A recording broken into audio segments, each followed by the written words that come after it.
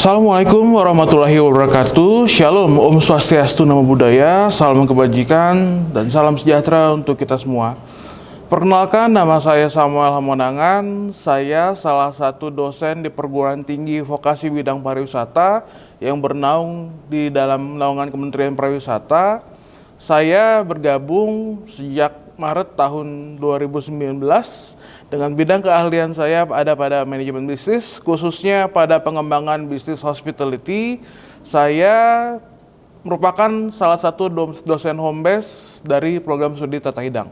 Dalam kesempatan ini saya akan memaparkan rencana pengajaran saya untuk mata kuliah manajemen keuangan yang merupakan bagian dari dokumen pembelajaran dosen atau PDD UKT-PT pada ranah pengajaran. Mata kuliah ini merupakan mata kuliah wajib bagi mahasiswa semester 6 dengan beban studi sebanyak 2 SKS teori. Fokus utama dari mata kuliah ini adalah di mana mahasiswa mampu untuk menganalisis dan menginterpretasikan laporan keuangan hotel atau dunia industri hospitality. Sementara luaran pembelajaran yang diharapkan adalah mahasiswa mampu mengelola dan mengatur laporan keuangan mulai dari pendapatan atau free revenue hingga perencanaan biaya atau cost dengan tujuan agar cash flow keuangan perusahaan yang bergerak di industri hospitality terjaga dengan baik sehingga perencanaan baik jangka pendek maupun jangka panjang yang telah ditetapkan oleh manajemen dapat berjalan sesuai dengan apa yang telah direncanakan. Metode pembelajaran yang digunakan meliputi ceramah interaktif atau presentasi dari dosen, diskusi individu maupun kelompok, dan brainstorming dengan pendekatan pemecahan masalah. Selama menjalani sesi micro teaching ini, di awal sesi saya akan memberikan kesempatan mahasiswa untuk refreshment materi, yaitu mengingat kembali materi yang telah didapatkan pada minggu sebelumnya. Selanjutnya, mahasiswa akan diberikan kesempatan berinteraksi dengan dosen melalui proses belajar mengajar, di mana interaksi mahasiswa dengan dosen berlangsung dinamis. Artinya ketika dosen memberikan materi, mahasiswa bisa langsung bertanya, lalu membuka sesi pertanyaan. Selanjutnya di poin ketiga akan ada refleksi materi, di mana mahasiswa diberikan kesempatan memberikan saran dan keterbatasan baik bersifat teknis maupun non-teknis. Setelah itu akan dijelaskan secara sederhana materi yang akan dilampirkan pada minggu selanjutnya. Pada akhir sesi, mahasiswa akan diminta bekerja secara kelompok kecil untuk buat secara sederhana materi mengenai jenis rasio keuangan yang ada di industri hospitality. Unsur capaian pembelajaran lulusan keterampilan umum. Yang pertama, dalam mata kuliah ini mahasiswa diharapkan untuk mampu menerapkan pemikiran logis, kritis, inovatif, bermutu dan terukur dalam melakukan jenis pekerjaan spesifik di bidang keahliannya, serta sesuai dengan standar kompetensi kerja bidang yang bersangkutan atau KU1. Yang kedua, mampu mengambil keputusan secara tepat berdasarkan prosedur baku, spesifikasi desain dan persyaratan keselamatan dan keamanan kerja, melakukan supervisi dan evaluasi pada pekerjaannya atau KU5. Yang ketiga, mampu melihara dan mengembangkan jaringan kerjasama dan hasil kerjasama di dalam maupun di luar lembaganya, KU6. Dan yang keempat, mampu bertanggung jawab atas pencapaian hasil kerja kelompok dan melakukan supervisi serta evaluasi terhadap penyelesaian pekerjaan yang ditugaskan kepada pekerja yang berada menjadi bagian dari tanggung jawabnya atau KU7.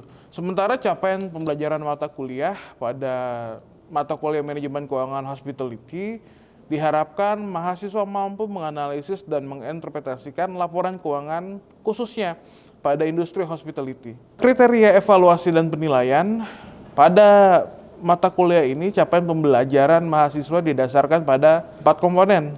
Yang pertama, ujian akhir semester dengan bobot 40%. Yang kedua, ujian tengah semester dengan bobot 30%. Yang ketiga, kehadiran dan kolaborasi aktif dengan bobot 20%. Dan yang keempat, tugas dan studi kasus dengan bobot 10%. Demikian penjelasan saya mengenai perencanaan pembelajaran mata kuliah pengendalian biaya hospitality.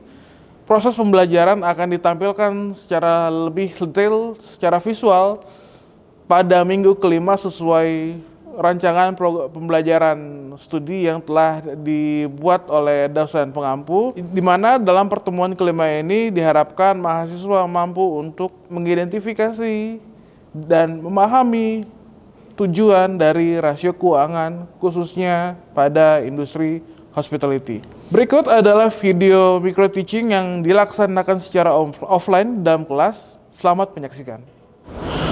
Teman-teman, sebelum mata kuliah manajemen keuangan hospitality pada sesi kelima ini kita mulai, ada baiknya kita berdoa sesuai agama dan kepercayaan masing-masing.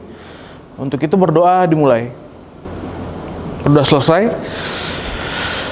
Baik, sebelum saya masuk lebih dalam dari materi pada minggu kelima ini, saya minta izin kalian dulu. Khusus di minggu kelima, saya akan melakukan rekaman visual dari pembelajaran kita untuk dokumentasi pribadi saya dalam melaksanakan beberapa kompetensi dosen. Nggak masalah ya, pada pertemuan ini direkam. Baik. Pada minggu kelima, sesuai dengan apa yang kita pelajari pada minggu keempat, minggu lalu mengenai laporan sumber penggunaan dana, saya sudah sedikit mereview mengenai rasio keuangan. Namun sebelum kita masuk lebih dalam lagi mengenai rasio keuangan pada minggu ini, saya ingin kasih insight dulu ke kalian, saya ingin kasih refreshment dulu ke kalian tentang materi yang ada pada minggu keempat. Siapa yang masih mengingat di materi pada minggu keempat tentang laporan sumber penggunaan dana, di mana intinya adalah semua sumber penggunaan dana perusahaan yang bergerak di bidang industri hospitality minimal harus mencapai break even point atau BEP. Siapa yang masih mengingat apa sih itu BEP kira-kira? Ada yang bisa jawab? Ada yang mau bantu saya? Silakan Nando. BEP itu adalah titik impas di mana tidak ada keuntungan antara pendapatan total dan biaya penjualan total, Pak. Baik, good. Tepuk tangan dulu buat Nando. Selanjutnya, jika pengertian BEP sudah kalian pahami, saya mau minta dong 1 atau 2 pendapat lagi dari kalian. Kira-kira kalau saya tanya, contoh break even point di industri hospitality itu apa sih? Silakan, Audi. Jadi contohnya tuh kayak misalkan kita tuh punya, saya mau bikin beverage, harga modal awalnya itu 10.000 nih Pak. Betul. Terus saya jual lagi dengan harga yang sama yaitu 10.000. Jadi karena saya jual lagi dengan harga modal yang sama, jadi itu namanya titik impas atau break even point. Nah terus Pak, saya mau tanya, kalau misalkan kita mau bikin sebuah usaha kopi nih, kopi shop, harus butuh bahan dan peralatan yang memadai. Nah itu udah saya rincikan dan saya list. Jadi gimana sih Pak buat mengetahui modal saya balik tuh kapan gitu, biar sesuai dengan rencana saya. Oke, good question. Tepuk tangan buat Audi.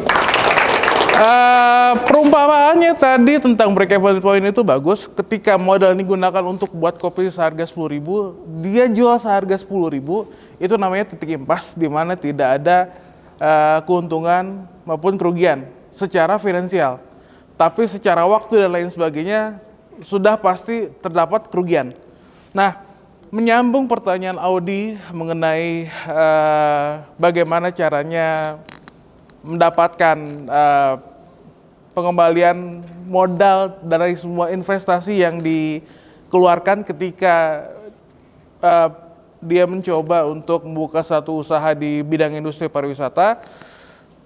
Terima kasih kamu sudah bantu saya pada sesi pertemuan kelima ini, karena pertanyaan kamu kemungkinan bisa akan saya jawab pada akhir sesi, karena kita masuk ke materi rasio keuangan pada sesi kelima. Oke.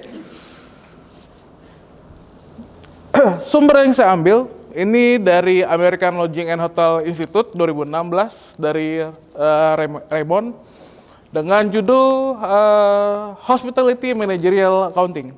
Jadi terus terang rasio keuangan dan accounting itu secara umum sangat general. Tapi di pertemuan ini saya mencoba sekali mempartisi rasio keuangan yang digunakan atau yang terkorelasi, yang berhubungan dan dipakai di industri hospitality. Makanya secara spesifik sumber yang saya ambil juga yang berhubungan accounting managerial di hotel industry. Pada pertemuan kali ini kita akan mencoba untuk mengetahui apa sih itu rasio keuangan. Yang kedua, bagaimana sih menginterpretasikan? Menginterpretasikan artinya kita bisa meramal hal-hal apa yang terjadi ketika kita sudah melakukan yang namanya rasio keuangan. Seperti kata Audi tadi, Pak, kita bisa nggak sih balik modal kapan ketika kita buka usaha ini dengan segala investasi yang ada? Caranya adalah melakukan peramalan. Salah satu tools atau alat di sini dengan menggunakan yang namanya rasio keuangan dalam beberapa periode tertentu. Biasanya selama 1 tahun atau selama 1 bulan, 2 bulan, 3 bulan, itu akan kelihatan grafiknya. Dan kita bisa lihat pada akhirnya potensi penjualan di mana dan lain sebagainya, misalkan peningkatan penjualan, apa yang harus dipromosikan dari misalkan menu-menu yang tidak populer. Selanjutnya kita coba masuk tujuan analisis rasio keuangan. Yang pertama, melihat kondisi keuangan perusahaan pada berapa periode? Periode tertentu. Apa sih periode tertentu itu?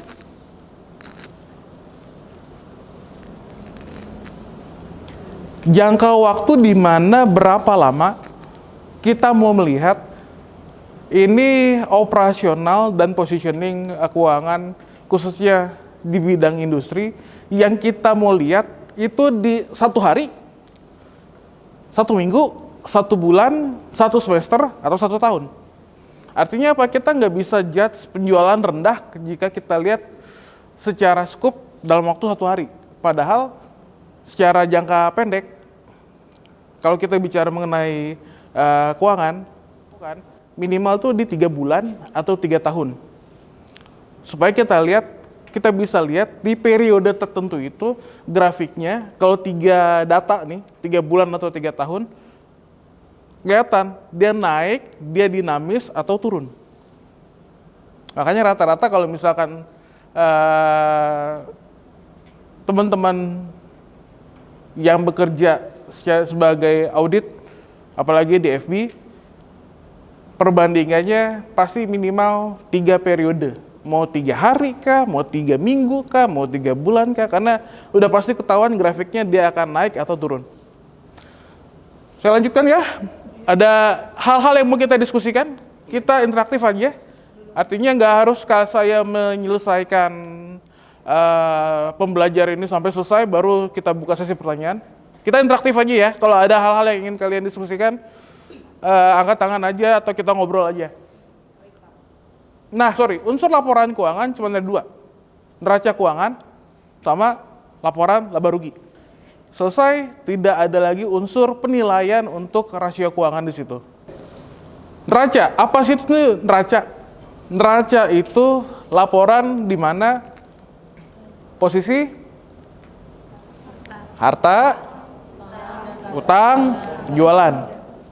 Di dalam neraca kita bisa lihat operasional kita secara kinerja keuangan. Jadi yang perlu saya garis bawahi di sini seperti pertanyaan Audi tadi.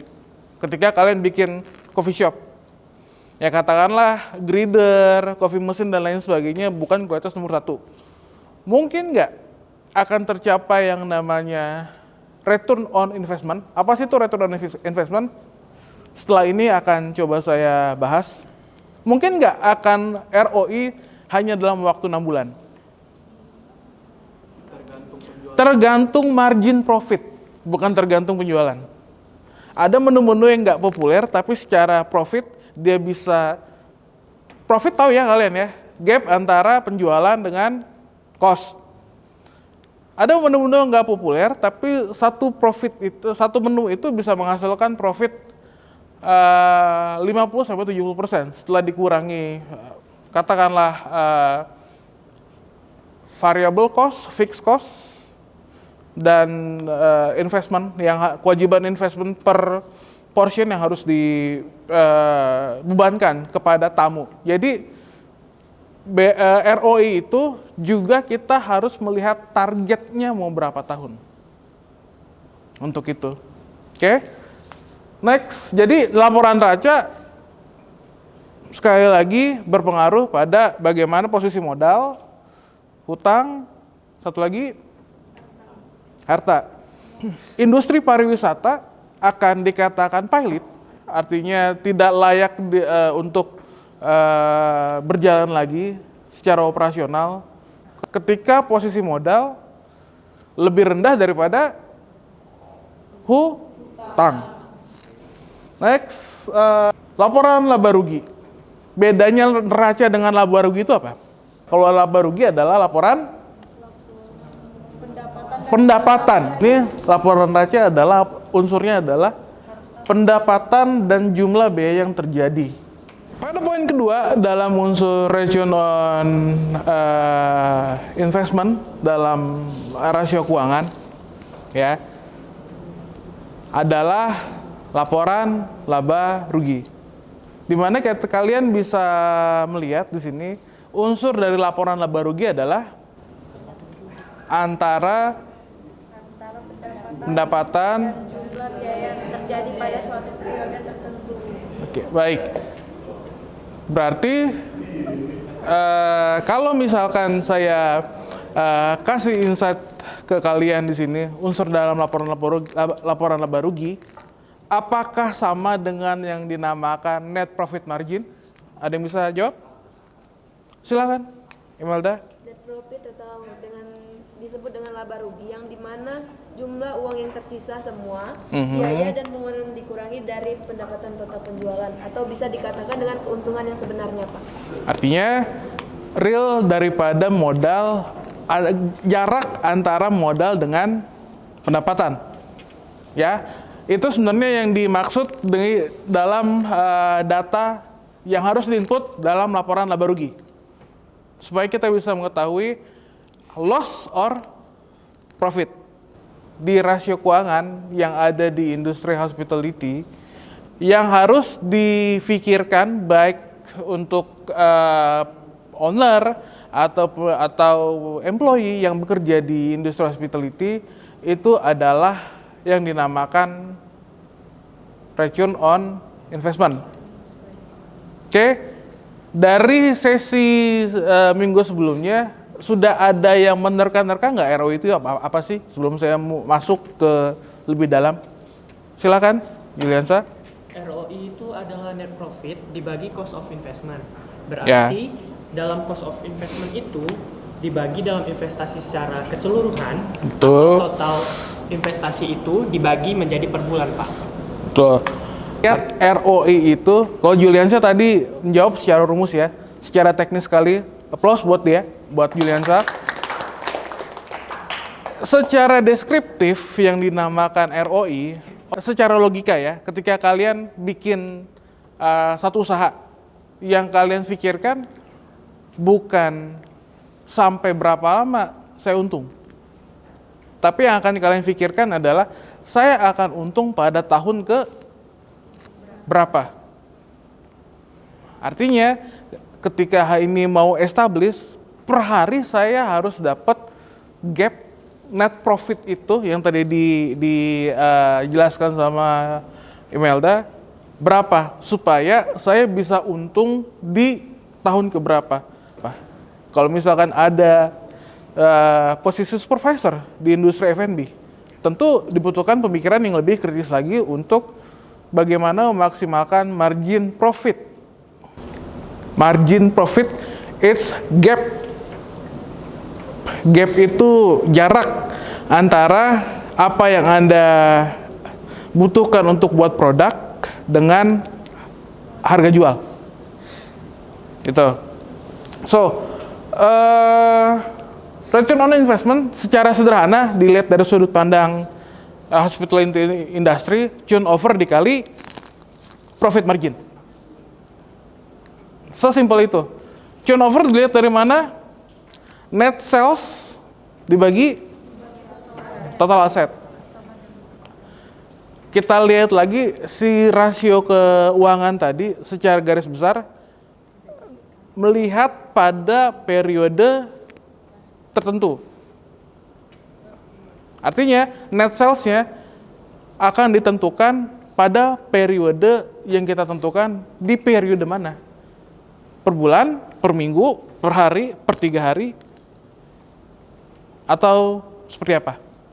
Ya, itu kembali lagi sesuai dengan kebijakan dari sang entrepreneur atau kebijakan kalian sendiri dan tergantung daripada jenis usaha yang akan kalian buat, lakukan, dan lain sebagainya. Untuk menjawab pertanyaan audit tadi mengenai, Pak, berapa tahun sih Pak saya bisa baik modal ketika saya bikin usaha apa tadi, coffee ya, coffee shop. Secara kuantitatif saya nggak bisa kasih jawaban, tapi standar orang buat coffee shop harusnya ROI maksimal di usia tahun ke-7 ketika dia menjalankan usaha. Artinya apa? Akan ada effort di situ,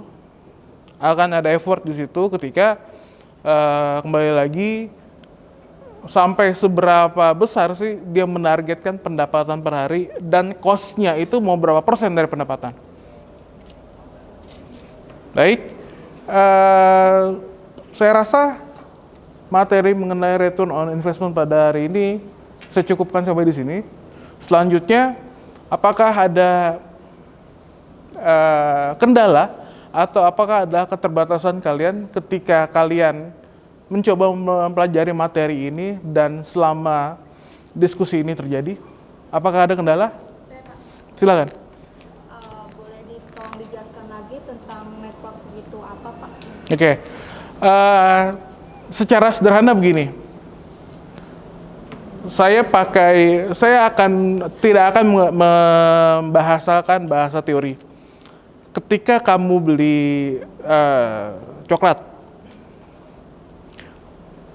seharga 10.000, lalu kamu jual yang namanya hot coklat, kamu lebur itu coklat jadi bentuk liquid seharga 15.000, artinya net profit yang kamu dapatkan adalah 5.000, tapi tidak dengan real profit.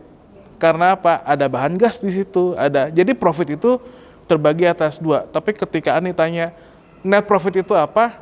Gap antara modal beli, bukan cost ya, dikurangin harga jual.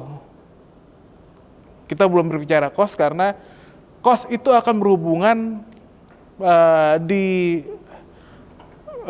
laporan keuangan juga, ya, akan berhubungan di laporan keuangan juga nantinya, sehingga kita bisa lihat positioning costing nanti pada pertemuan ke-8. Next, ini poin-poin yang akan saya berikan pada next pertemuan minggu ke-6. Selanjutnya saya meminta kalian aja bagi kelompok ya, oke? Karena saya bahas tadi tentang net profit margin dan turnover untuk menghitung ROI, sebetulnya dalam rasio keuangan ada banyak sekali jenis rasio pada akuntansi atau manajemen keuangan umumnya. Tapi saya coba menyederhanakan dari materi yang ada, artinya masih ada total sekitar 6, kita bagi aja sekitar 2 atau 3 kelompok, dan tugas kalian adalah mencari tahu. Mungkin dari kalian akan ada hal-hal yang aneh gitu ya, karena kok saya baru tahu Pak, di rasio keuangan in hospitality industry ada total asset turnover ya. Hubungannya tadi dengan penyusutan ya. Pak, ada inventory turnover juga ya di rasio keuangan ya? Bukannya quick ratio, bukannya collection period yang ada di poin ketiga, bukan hanya rasio lancar, rasio aktif, rasio tetap. Kok ini agak unik? Inilah yang saya pelajari, yang saya rangkum tentang yang namanya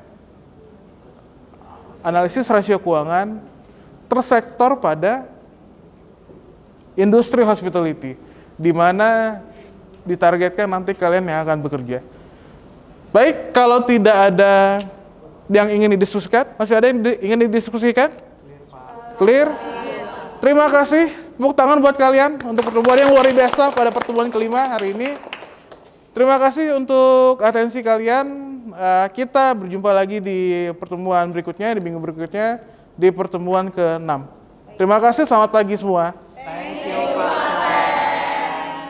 Demikianlah video pengajaran sebagai bagian dokumen pembelajaran dosen PDD UKT-PT pada ranah pengajaran ini dibuat.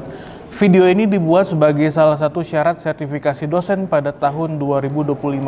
Atas perhatiannya saya ucapkan terima kasih, semoga bermanfaat. Sampai jumpa.